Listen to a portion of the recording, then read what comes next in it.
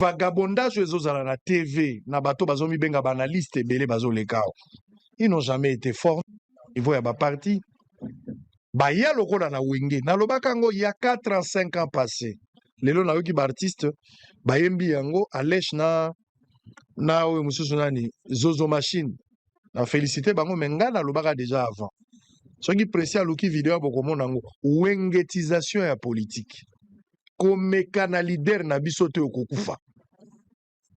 O leader asali ezala mabe ezala malamu na basani ne na ndako bapesi mbote. Mais oyo ka adverse basali o matokita ezaka noir. Bao baza na opposition, bako ko apprécier gratuité te. Bao baza na pouvoir, bako ki ko apprécier te la prise de décision de l'opposition ou leur intervention na kawe ya mboka ou bien l'avancement ya mboka. Bandima makate jibena wera, wengetisation ya politique. Bon chic, bon ja, betande yema de bisoko mekate. Lokute zolo ba na télévision na ba analyste, bazo ya kokosa. Mais au nom ya ba parti na bango, na ba leader bazo ba pecho ça va, et pecho azo travailler bien. Bazana ba sankara na bango, bazana ba rouge ngando na bango. C'est clair wengetisation. Il a parlé de la modernité ou modernisation sur Ibolingi. Dans ma Italie politique. Effectivement, makambo lobby. Politicien nyonso ya Congo. Politicien nyonso ya Congo.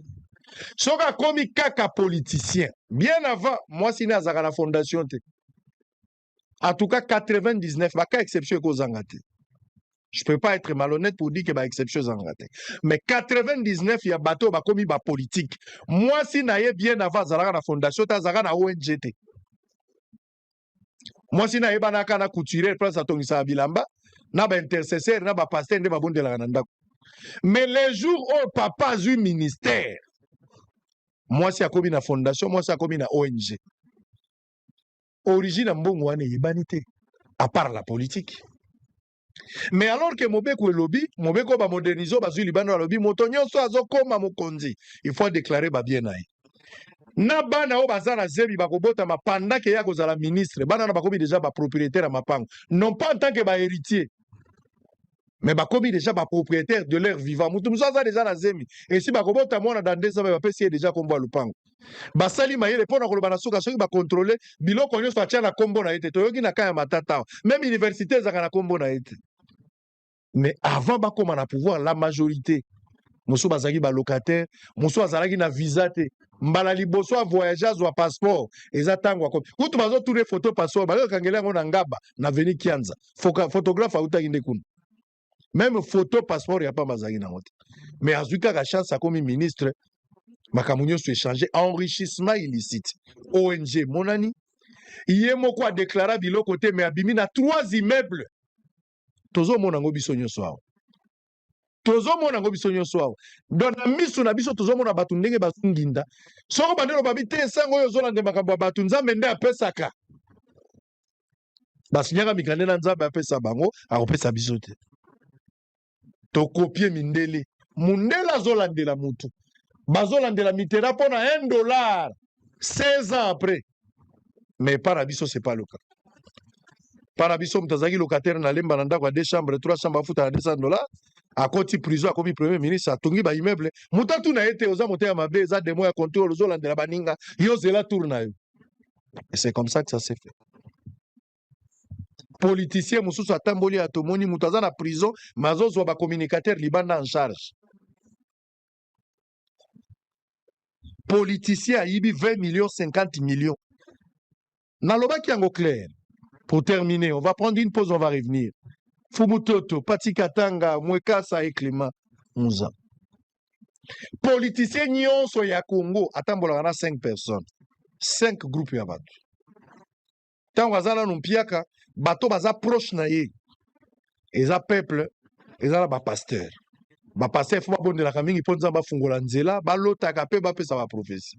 Peuple a salé confiance à Matissa un jour à comment. Tu comprends?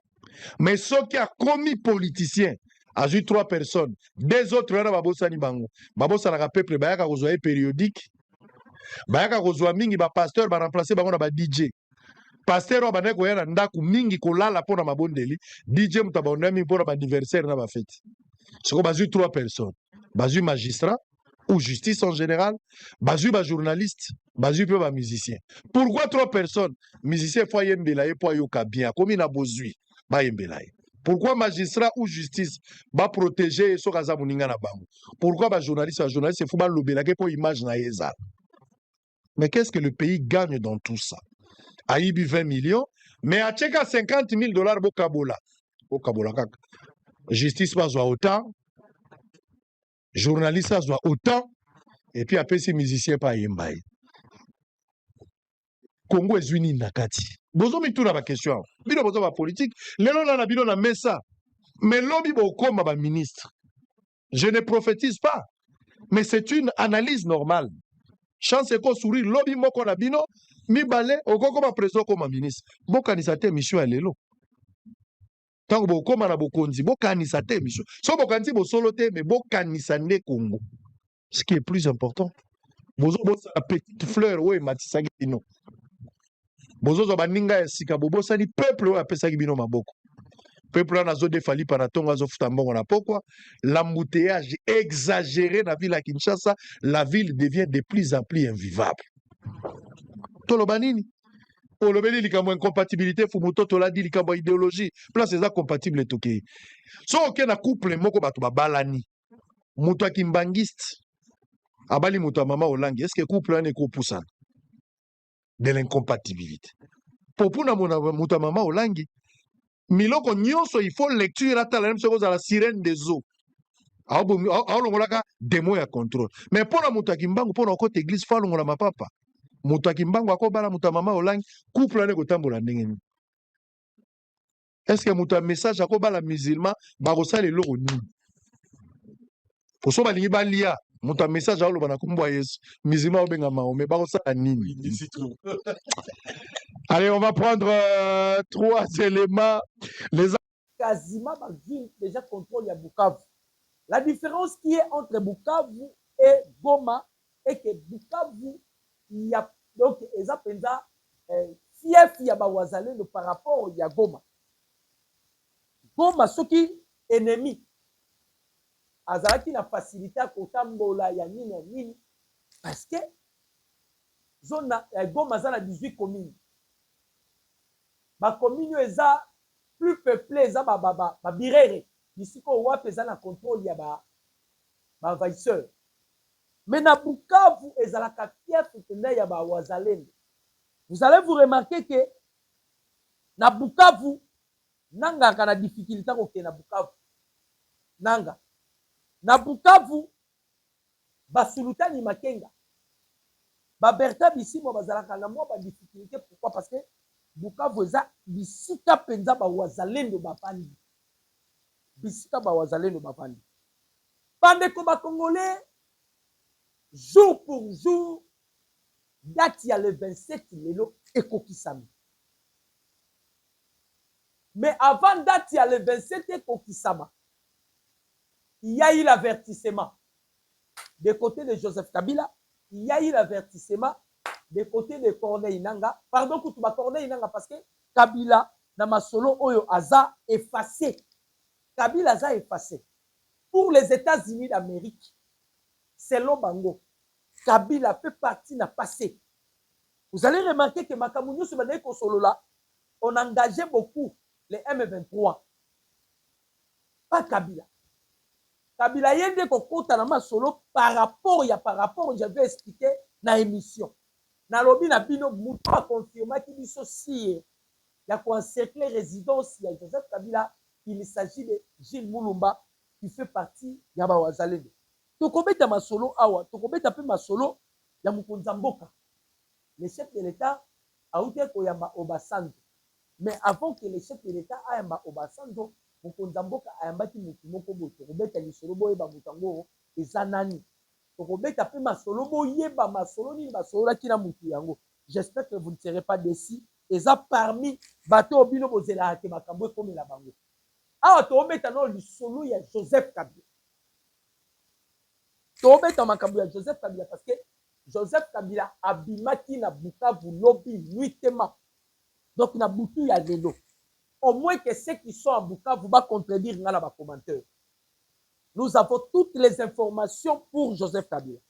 Gilles Moulumba, tango apesa ki akomaki document officiel kosenga na bato bazana na Goma babima, c'est parce que bazala qui déjà na possession Goma. Je vais chercher les documents boyoka natanga parce que Gilles Moulumba, il fait partie yaba Wazalendo. C'est lui qui avait écrit un document et ce document a été signifié par le gouvernement congolais. Par là directement, vous allez comprendre Makamundenge ni nezokende. Aimez la vidéo, commentez, partagez les liens. Aimez la vidéo, commentez, partagez les liens. Nenge tolobaka kaka bandeko. Nazo bandela kolobango epi na kosese koloba yango te. Bakoselaka mikolo makambu te. Le 27, c'est au comité. Nous allons y arriver. Boyoka. Le compte à rembourser et le compte à rebours, le compte à rebours a déjà commencé. Notez, Yangoyo. Les documents, on a zoé bisabino. Document Yangoyo. Gilles Moulumba. Na document lobi nini. Alobi, communiqué du mouvement citoyen tolérance zéro.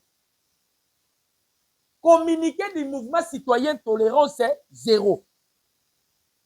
Alors, il a communiqué. Le mouvement citoyen tolérance zéro lance un appel pressant à l'armée dite de libération AFC bar M23 quitter immédiate la ville de Bukavu comme l'ont fait les FARDC pour limiter les dégâts, éviter les pertes en vie humaine et respecter les droits humanitaires.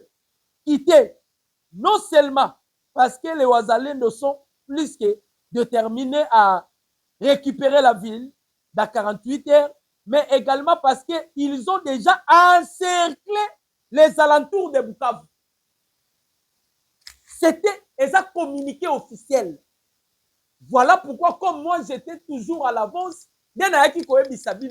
on a encerclé la résidence de Joseph Kabila. Pourquoi? Gilles Moulumba, c'est lui qui avait communiqué. Alors, déjà, aux alentours, il y a Bukavu, ils ont encerclé. Comme la résidence de Joseph Kabila, ils ont à Kalambu, dans Katia Bukavu. Quand on encercle Bukavu, ce n'est pas on encercle aussi la résidence de Joseph Kabila. C'est ça, la profondeur, il y a analyse. Il avait déjà notifié à Senga qui peut déjà na gouvernement, parce que le gouvernement c'est là qui saisit. Ils avaient notifié ça. Voilà la raison pour laquelle Nayaki Koyebi Sabino Awa et on a encerclé la résidence de Joseph Kabila. Pourquoi? La résidence de Joseph Kabila se retrouve dans Kata Bukavu. Aux alentours déjà de Bukavu est déjà encerclé par les Wazalendo. Et là, on y est ça qui va Wazalendo va encercler en go. Gilles Moulumba l'a bien expliqué. Alors, Wazalendo, tous qui déjà possession, il y a Pandi, l'axe Pandi. Tous possession, il y a l'axe Nyangete, na Nyangezi. Et ça déjà, verrou, on peut permettre biso directement à Bukavu. Alors, en attendant que les choses se passent,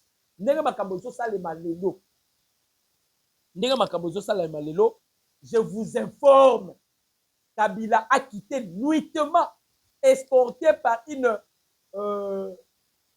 armée, unité spéciale ya Rwandais, va escorter Abimi, à l'heure où je vous parle, Joseph Kabila se retrouve na Rwanda, précisément na Kamembe. Kamembe. Donc, parce que les Rwandais aussi nous suivent. Les Rwandais vont comprendre directement que je suis informé. Ils vont comprendre directement que je suis informé. Donc, Kabila a quitté nuitement. Ah, on a zolo banabino. Abimaki na Bukavu. Moussala nini Kabila eko sala na Bukavu. Parmi bateaux yo Kabila a consultaki. Bangonde va révéler biso quel était le plan B de Joseph Kabila. Yango de nuto solana binope analobi na oyebisa binope lisusu muto autai kokuta na mukonzi ya mboka. Masolo nini basololi na mukonzi ya mboka, vous serez informé en exclusivité. parmi Batu Oyo Kabila Ayambaki avant que Akima, parce que Kabila c'est un péré, ils savent bien, ce qui va encore signaler Lelo, le coup a déjà Bitu Keita, membre, il y a ONI, à Kenaï, il y a coupé sa banque avertissement, les États-Unis vont frapper. Avant que les États-Unis frappent, ça se référera toujours à ONI pour ne pas violer la charte des Nations Unies. Voilà pourquoi Bitu Keita a commencé la porteur ya message akendaki na kimia nyonso bakangai bananga par force te babrakaki bango ba arme te babotolaki bango biloko te. Bitu Keita azalaki l'ange on avait utilisé par les Américains pour kende ko informer bango nazo ko fongola entre parenthèses pour comprendre bandeko Donald Trump est plus méchant et plus dangereux. Bouti komuna makambo uti olekana Israël là non. Lorsque l'Iran a frappé l'Israël, même Jérusalem a été touchée. Benjamin Netanyahu a Kimati. Les États-Unis, Donald Trump, il était beaucoup plus focalisé dans la République démocratique. Trump a bossé mouké Israël. Azalaki concentré dans la République démocratique du Congo. Mais à la fin des comptes, Trump a frappé l'Iran. Nas 3 sites nucléaires iranien a été détruit par des missiles susceptibles américains. Quand Trump a frappé Bango, à côté Simbalamanko hors d'Alobi dit Iran a gagné l'ina Benjamin Netanyahu, israélien. À lobby, je vous appelle tous au dialogue. Cessez le fait. Iran a quitté, Israël a quitté. De la même manière, Bobo Sanate Bandekoma Congolais. Donald Trump, à travers sa bouche ordonnée, sa bouche autorisée, vous le connaissez bien, il s'appelle Massad Bolos, le conseiller principal de Donald Trump. Asa conseiller principal na ye. Massad Bolos a koutani na Paul Kagame. Tango osala ba démarche pour la koluka kimia. Akutani na Kagame, ayebisi Kagame bien. Alobi, si vous voulez la paix, les États-Unis vont vous respecter. Mais si vous ne voulez pas la paix, pour les intérêts des États-Unis, les États-Unis disposeront tous les moyens pour vous anéantir. Avant qu'il y ait une signature, il y a d'accord. Donald Trump a béni ça qui M. Eric Prince. Eric Prince, c'est lui le patron de Blackwater. Et sa première société américaine privée. À Blackwater, c'est américain, mais privé. Patron de Bango, c'est Eric Prince. Donald Trump a béni ça qui Eric Prince. A béni ça qui a lobby na yeboye. Qu'entendez-vous où en sommes-nous pour la Makambouya, Est de la République? La réponse de M. Eric Prince est cohérente par rapport. Il y a ma réponse sur le président Félix Apesaki, le gouverneur Yassine Fouki, Yassine Kivu, Jean-Jacques Pouroussi. Lorsque le président Félix Apesaki réunion, na Jean-Jacques Pouroussi. Mukondambo a dit ça qui Jean-Jacques Pouroussi, que nani guerre na Est Sili. Jean-Jacques Pouroussi a tout ni Mukondambo, guerre Sili.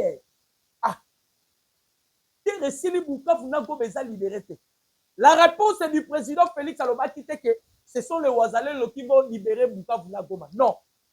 Ce sont les FARDC qui vont libérer Bukavu na Goma. Non. La réponse du président Tshisekedi Alobaki, c'est le Blackwater qui va s'en occuper. Vous savez pourquoi Alobaki Bongo? Les États-Unis ont signé partenariat na Blackwater. Pourquoi? Parce que les États-Unis ont une entreprise na Bango na Congo.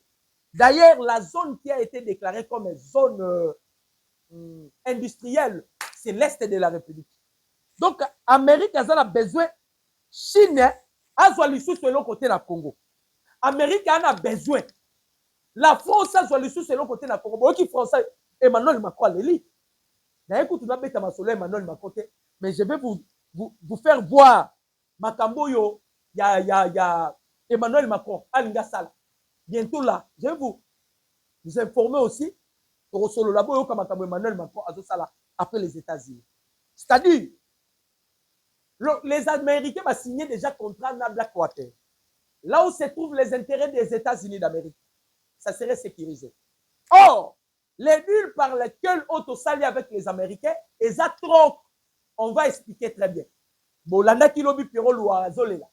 Pierrot Louara lobi na monoponaye, je ne vois pas l'adversaire devant Tshisekedi. C'était Pierrot Louara. Alors, Kabila, tika distraction, zo sala ma conciliation. Nalobi na kolobe la bino plombé à ma conciliation Kabila pour que vous ayez informé. Makamil Kabila qui ko sala à Bukavu. Avant Kima, pour Kima qui na Boutou. To Robert appelle solo pourquoi Kabila Kima. Vous comprenez le combat congolais? Pierrot Louara lobi, Tshisekedi a anéanti tous les politiciens. Kabila a bâti, l'opposition a bâti. Ce que Pierrot Louazo le bango na façon que selon bango, Tshisekedi a vendu le Congo, a vu ba minéral pesi ba américain. Oh bande konangai, on doit se poser la question. Le Congo n'était pas vendu. Paul Kagame pillait le minerai congolais. Et ce qui n'est pas américain. Na Kagame a pillé a Boma Biso. Na ba américain va piller, va protéger Biso. Qu'est-ce que vous voulez? Qu'est-ce que vous accepterez? Na a besoin de mon commentaire na bino. Parce qu'on doit dire des choses comme ils sont. Tobengelo konele kona kombo nango. Na Kagame o azo piller Biso azo bomba. Minerais sont quelqu'un aux États-Unis. Na ba américain ba yé par la grande porte ba soit minerais mais va sécuriser est de la République, va sécuriser Congo, que le Congo ne soit pas balkanisé. Bino bolingi nini ba deko ba congolais. Vous ne voyez pas que ba congolais mususu à cause de Kimouté Mamabe. Président Félix Assali Mayele, bandeko, Amérique a sa superpuissance. Ata toboyi ko sala deal na Amérique. Amérique a koyi ko susciter les sous groupe ya rébellion mususu. Ba rezo ba minerais, bandeko ba congolais ba kokufa. Et les bénéficiaires, ce sont des Rwandais. Et zo sala bango keto pourquoi est il y a République démocratique du Congo une information vraie. Peut-être boye baraté bande. Est il y a République démocratique du Congo. Et ça marchandise ya ba congolais. Ce ne sont pas seulement les Rwandais. Il faut que je vous dise la vérité. Beaucoup de Congolais vivent à cause de l'Est de la République. Papa Mbosso a benga ba député. Vous savez combien la majorité des députés va soutenir la rébellion? Parce que la rébellion a l'argent. Est et rendre Batouba Richard. Les gens sont devenus des millionnaires, des milliardaires en dollars à cause de l'Est. Et le président Félix a réfléchi. Na place si ba bomaka congolais ba zo ba minerai. Vaut mieux que ça la troque. Les Américains ont besoin de minerais, mais conditions amorphes. Il faut que les Américains vont protéger Bissot. L'une des raisons, Donald Trump a bengaki M. Eric Prince. Bavandi Basololi, avant à ça la point de presse soit ça la qui lobby Rolanda qui est la tribune, il y a autant, la sommet à autant. Vous savez, vous avez attendu ce que Donald Trump avait dit. On doit y arriver. Tombé dans le solo quand le président américain a coûté la qui est Eric Prince. A tout Eric Prince Makambouya Est fait sa planning. Eric Prince a dit ici Donald Trump. Alors le Blackwater Makoyi Kokota en action côté parce que non te signé d'accord. Tozo zela accord il y a le 27. Accord il y a le 27 wana bandeko. Et ça résolution 27 et 73. Peut-être beaucoup de Congolais bana katsa ignorance. C'est la résolution 27 et 73. Ça qui est marqué à l'extérieur, on te doublé. Le président Tshisekedi a Kanga déjà américain. Voilà pourquoi aujourd'hui les Américains sont devenus les esclaves du peuple congolais. Pouvez-vous imaginer un président des États-Unis d'Amérique, dans la point de presse, il parle du Congo. Maneko Tshisekedi n'est pas n'importe qui. Le président Tshisekedi n'est pas n'importe qui. Azam Mouto photo décorée. Azam Mouto photo décorée. Je n'ai pas dit de le vénérer. Là, ça devient l'adoration, l'idolâtrie. Je dis, c'est quelqu'un qu'on doit décorer. Il mérite notre respect. Le président des États-Unis d'Amérique, Donald Trump, n'a sommet à autant. Donald Trump a lobby, Rwanda Koti Azo Boma, Naba Machette. Il y a des images. Mon numéro, vous le connaissez, et vous m'écrivez sur WhatsApp, je vais vous balancer les images. Le président des États-Unis d'Amérique, Azo Salam marketing de la République démocratique du Congo. Wana Aliboso. Deuxième, vous savez ce qui vient de se passer dans le Vatican? Est-ce que j'ai ces images, j'ai ça? Dans la image, il y a Vatican. Dans le Lukango. Vraiment, dans le Lukango. Bon, ça va commenter. Dans le image du Vatican, bon, on a makamboleka na Vatican. Bandeko, les gens de locaux mutako ko kangate. Les aramisat. Tu peux éteindre le feu. Mais le temps, personne ne peut l'arrêter. L'eau, personne ne peut l'arrêter. Le vent, personne ne peut l'arrêter. Congo est à Maï. Congo est à Moupépé. Congo est à Tango. J'espère que Marambo na oloba. Batomolimo nde ba oyokanga. Parce que na zolobe la batomolimo. Il y a des choses qu'on ne peut pas arrêter dans la vie. Quand le temps arrive, le temps est arrivé. Le temps est arrivé.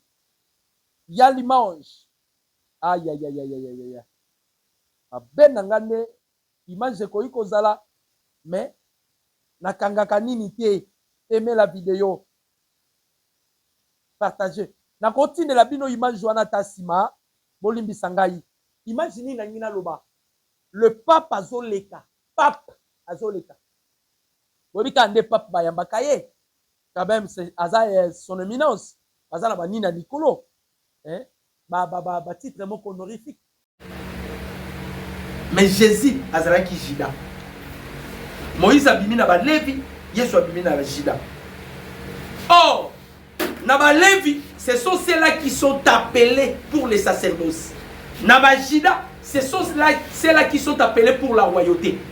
Donc makambozo les kanambo kanabiso les Congolais bazo mona ngoboye, c'est purement spirituel. Ce n'est pas le combat, ce n'est pas le combat par lequel oh Lumumba Bunda. Vous ne voyez pas que le même combat, Yango, Simon Kimbangwa Bunda. Donald Trump peut avoir benga Eric Prince. A benga Eric Prince pour que Eric Prince a précisé ce qui va se passer à l'Est. Parce que Donald Trump observe le Congo. Les loups vont se rendre compte. Si le Congo n'est pas en paix, le monde ne sera pas en paix. Oh non, c'est la prophétie. Si le Congo n'est pas en paix, le monde entier ne connaîtront pas la paix. Si vous voulez que la paix règne dans le monde, vous devez commencer d'abord à instaurer la paix au Congo. Voilà pourquoi le problème y a des Congolais. Les Américains ba memi yango na mutema. Ba memi yango na mutema parce que ils savent bien. Une fois Congo est en paix, tout le pays du monde sera en paix. Donald Trump a bengi M. Eric Prince a tout nié. A ABC M. Eric Prince dossier il y a est des années. Eric Prince a lobby les jours où vous allez signer les accords. Dans les heures qui suivent, le Blackwater va continuer en action. Normalement, il faut la mabongo. La résolution 2773 est lobby nini. Rwanda bimisa ba troupe na ye. Démobilisation salema, désarmement salama, na cantonnement salema. Voilà pourquoi Bintou Keïta a yé qu'on se soumettre à Memelaki bananga message.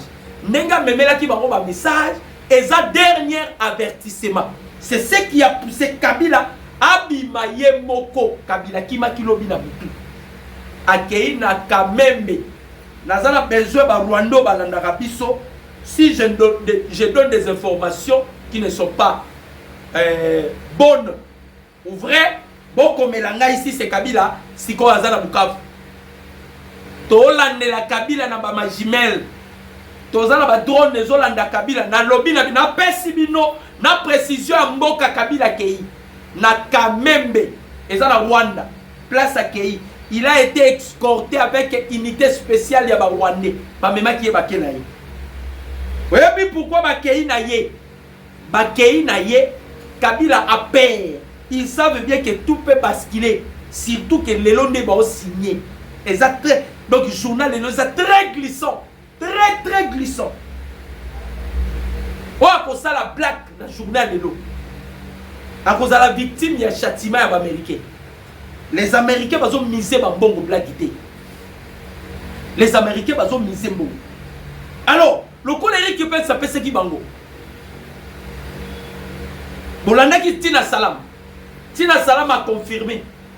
Alors, bazo signé les lots qu'ils avaient paraphrasé.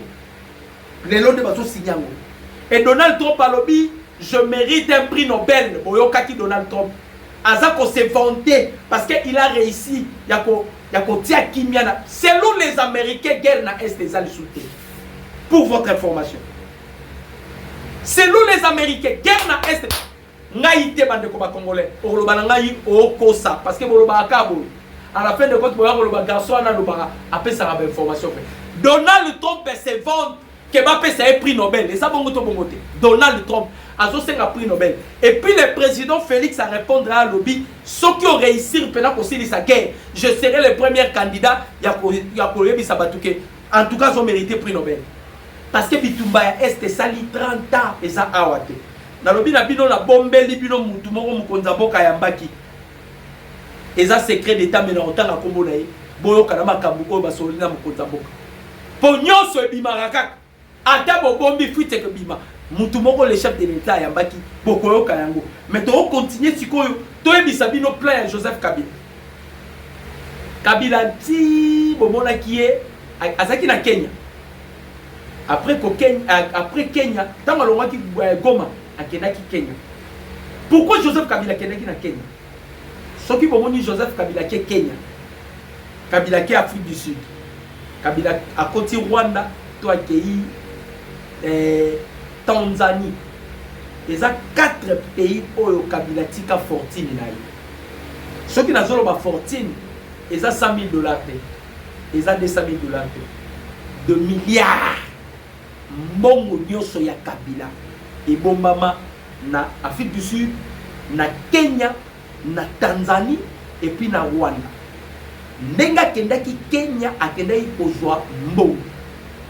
Muta révélé biso eloko eza parmi bato yo Kabila consulté. Boyoka le plan B ya Kabila sur sa consultation. Kabila a béni ça qu'il les notables ya Bukavu. A béni ça qui les étudiants, surtout vous les notables, vous serez maudits. Vous. Ce beau teka Congo pour la Mabunabino, Boko la Kela Mamabe, Tina Baranabino. Il n'y a pas l'héritage pour les méchants. Vous avez dit Kabila Souki. Il faut que servir Bino leçon. Il n'y a pas l'héritage pour les méchants. Ndeko Moko Sala analyse. Alors, Ndeko Nangai, Kabila Sala consultation à Sanzete Leloyo. Auto lo barabino ezavre. Kabila fait des consultations à Bukavu na Sanzete. Bon on a ba image na Sanzete. Na niveau ya Kabila Raïs, il commence à faire des consultations à Sanzete pour vous dire que il n'y a pas d'héritage pour les méchants. Kabila azo zwa batu. Bato nyonso monaki abengi bango. Kabila plombé de ezanini. Normalement Kabila ti azongaki pour récupérer le pouvoir. Poser Kabila la question aux Rwanda Zolandanga. Les Congo comme patrimoine privé na yo, ton famille na yo. Donc les Congo comme patrimoine privé ya ba Rwandais. Aux yeux longina yo na muzo tie toi tu crois que biso to papa okende iba salo CG cinétique to yebi. Batu bazo yebate. Kabila est allé ba mindele ba simbe longi ba commissaire longina mona musée Rwanda désolé Kabila. Vous ne savez pas ça. Nous on a toutes ces informations. Yango bomoni mikolo batunaye ba Congolais inconscient ba maudit parce que un Congolais qui soutient Kabila vous êtes maudit. Tu es un maudit. Quelqu'un qui a tué ta famille, ton peuple, le peuple est sacré. Voilà pourquoi tu sais dit apprendra toujours sur la loi suprême pour Tshisekedi c'est les salis. Les salis d'un Congolais c'est la loi suprême. Azo prôné Kabila, le pays que tu as dirigé pendant 18 ans. Tu veux encore... Donc, aux la ressource pour faire la guerre avec ces pays. Comme moi, si je Mon mari travaille dans le silence. Mon mari travaille dans le silence. Boyo kasko silence ya Kabila. Abengi ba notable a ebisi bango boyo. On a zolo banabino un des notables consultés par Kabila. Kabila lobi Tshisekedi a un tribaliste. Ah, Kabila, tu peux nous enseigner sur les tribalistes. Toi Katangé, président à cour azalaki nani? Président Sénat azalaki nani? Chef d'état-major azalaki nani? Lelo Bisengeman a commis prophète à Romo consulté Batunanda azalaki nani? Kabila, tu peux nous parler na tribalisme. Tshisekedi au pouvoir, Mouton topé sa Assemblée nationale les anani. Nationalité douteuse. Tantôt boye, tantôt boye, tantôt boye. Alobi na bango bande ko boyoka. Tshisekedi Kabila ebisi bango vi tribalisme Tshisekedi azobomba ba Kivusien, azobomba bino, azobomba bino na ba Bukavu. Photo sala sikoyo République na biso. Option liboso na ngena sala démarche na renverser au pouvoir. Le renversement des pouvoirs Kabila avait azaki na illusoire, c'est-à-dire il pensait na ba officier azalaki na bango awa. Ezalaki na bloc moko ba officier Kabila zaki na bango déjà contact pour faire un coup d'état.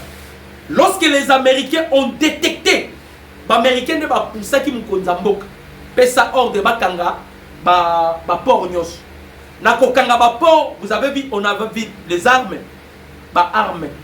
Kabila tia lobaki akeko sala beti di libanda, Kabila kene kokota en contact avec des pays mafieux ba pesa ke minduki. Entre autres Chine ba do pesa minduki. Yango délégation utayi koya ko luka mukonzamboka chinois, fallait que mukonzamboko benga na bango. Chine ba ne ko pesa Kabila minduki parce que Kabila ne ko pesa ba matière première. Ba Iran oyo ba payer belé ndo ko pesa minduki. Alors, na sasu abane ko sunga Kabila asala ba transaction na ye. Ba port nyoso Kabila, Kabila prépara ki ba port wana en guise de cause. Ezaki privé. Dans le but que soki lobe zonga na pouvoir parce qu'il a conscience à Kabila, les Congo est un patrimoine na Kabila tu es malade. Tu es vaincu au nom de Jésus Kabila. Osa vaincu Kabila, osa malade Kabila. Le Congo est un patrimoine na ye. Donc Kabila lobe akotika Congo te, okotika Congo te, lobe bimi nuitement lisунde, okimi nengeni. Tu devais rester ici. Va signer l'accord yoza na Congo. Okimi nengeni, oketa la signature d'accord parce que les accords est qu'on signe à 13h30 na air ya Washington, na 18h30 na air local na biso awa. Donc na pesi bino même na air. Et qu'on signe na air ya Washington 13h30. Bisso Awa, c'est 18h30. Selon le porte-parole de la présidence, Mamatina Salam, qui nous avait informé sur ça. Alors, Sikoyo, Abengi Bango, Aebisi Bango Boy, option liboso, Zala qui tombe à coup d'état. Mais tous ces généraux-là, ah non, président Félix Union Sorosa les a aidés, les Anzambé. Nassina Ebisa Gibino. Ce qui t'a Anzambé Koki, personne ne peut arrêter les temps de Dieu. Même Yozola Nanga Diaspora. Peut-être on t'a combattu, peut-être on t'a cherché, Naba Molili. Mais si le temps de Dieu arrive, Dieu seul sera ta vengeance. Dieu seul sera ta protection. C'est ce qui se passe par le président Tshisekedi. Azara ba défaut est belé président Tshisekedi. Parce que c'est un humain. Azan Zambete. Mais, Naba défaut anakaka. Nzamba lingi naba défaut nae. Et Dieu l'utilise avec ses défauts. C'est ça Dieu. Moi aussi je suis un humain. Je donne des défauts. Vous aussi vous me suivez. Vous êtes des humains. Vous avez tant de défauts. Mais Dieu, pour agir dans la vie d'une personne, ou Dieu pour utiliser une personne, il n'a plus besoin de consulter son passé. C'est ça la différence entre Dieu et les humains.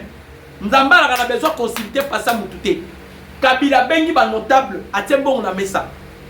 ABC Bango va créer un mouvement insurrectionnel pour Yokabandeko ba Congolais. Va créer un mouvement insurrectionnel. C'est-à-dire à corrompre les étudiants, à corrompre les notables. Parce que Bango ne va pas mettre un mégaphone pour la résistance. Objectif est Côté ya Ituri.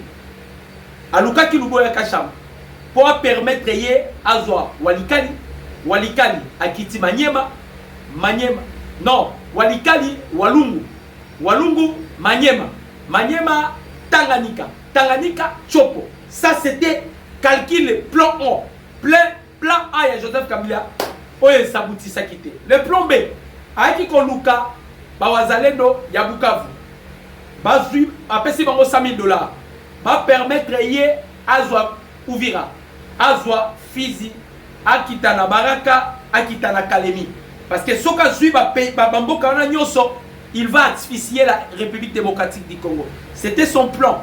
Malheureusement les wazalendo ba seda quitté boki mono amelaka bangi nenga lobi na Mozi Mozi abisi Kabila nini alobi aussi longtemps osa tout près ya frontière ya Uganda et ça menace pour notre pays.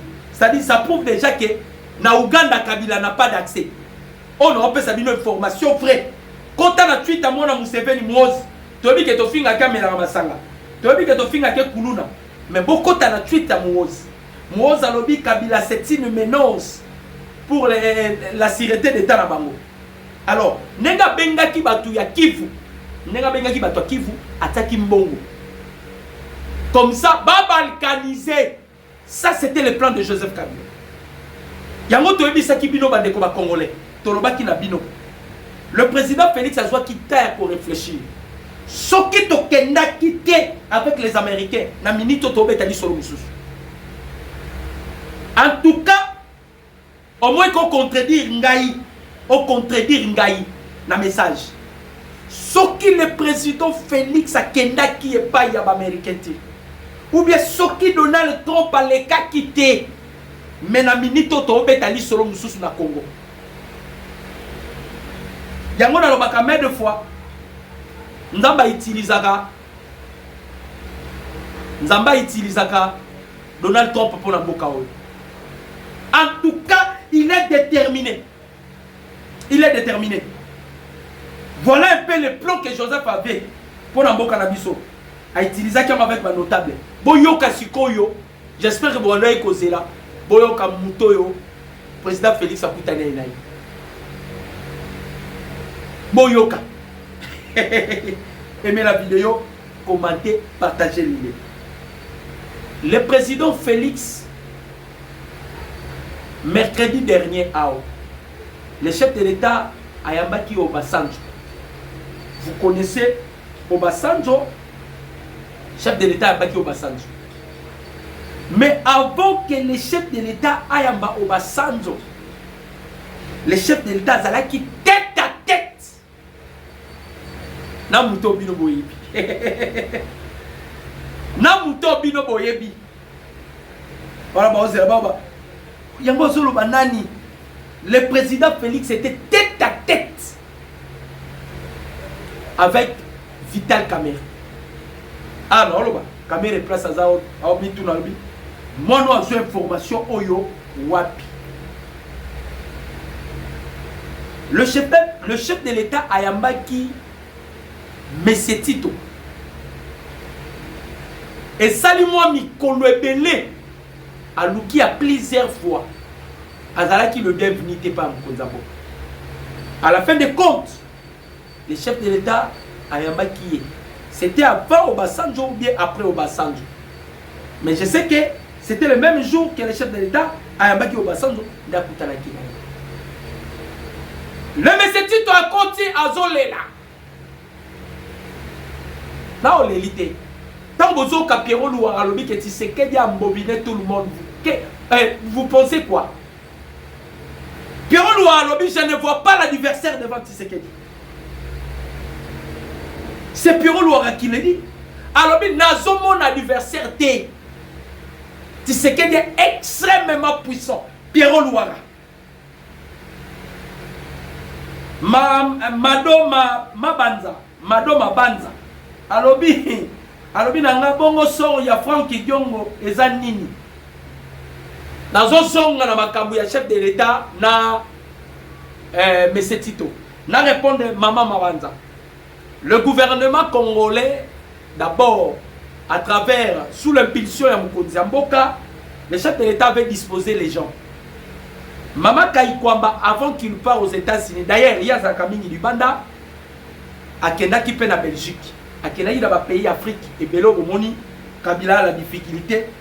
Un certain temps, vous remarquez que Kabila Azo, qui est sous Namibite, Baninite. Ce sont des pays par lesquels le gouvernement congolais a qui déjà contact d'abord. Une fois Niati, on doit directement l'arrêter et pour extrader la Congo. Mais Tozala qui a contact avec le gouvernement belge. Tu peux ça qui va manger Jean-Jacques Oulu. À contrepartie, Nanyo Alobaki, Pierre Loire, Poya Bombarata Loba.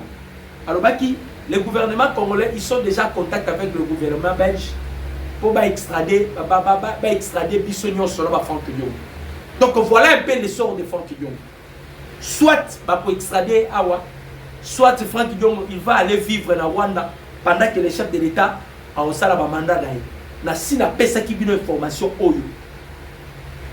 Na Bloomberg, même la Fast News, les Américains sont donnés les go pour le changement de la Constitution. Peut-être que vous avez dit, je vous dis, les Américains vont faire ça qui go na bango pour le changement de la Constitution. Bosé la Makambia dit les là, vous allez voir de vos yeux et vous par là, vous comprenez que ces messieurs-là, à Kota Kapena Bissika, Tozongi na dossier Yaka Mesetito. Il a été reçu par le président de la République. Il est allé accuser. À quel point accuser les Congolais? Alembi Bensil, Alembi Banini, Alembi Banini, Alembi Banini, Aza prêt à démissionner. Bobandi Kokima en avance si boye ndenge nini. Hein? Bobandi Kokima en avance si boye ndenge nini. Aussi au moment où tu y a commencé la démission. Sabasi Mbaye. Moutouye m'a commis la démission Sabasi Mbaye. Bande comme Congolais. Ce que tali histoire, il y a président Félix depuis qu'il est à la tête de ce pays. Si c'est que je vais vous dire quelque chose. Depuis que le président Félix est au pouvoir, vous savez pourquoi il est combattu? C'est parce que son pouvoir, son trône provient directement de Dieu. Il a été établi roi par l'ordre divin. Et là, nous sommes et Bundisa Marakaka. Et puis, depuis Babandi Bundisa Tshisekedi, l'a été. Le Messie a question à Koutanina, président Félix. À lobby, a encore sa démission. Vous voyez, nous avons une réponse à Pessie. À lobby, papa, je suis prêt. Donc, il y a Kalango. Nengekara a prendre qui acte. Et pas il y a maître Constant Moutamba. C'est de la même manière à outil qu'on soit acte. Donc, Assemblée nationale est dans les jours qui viennent.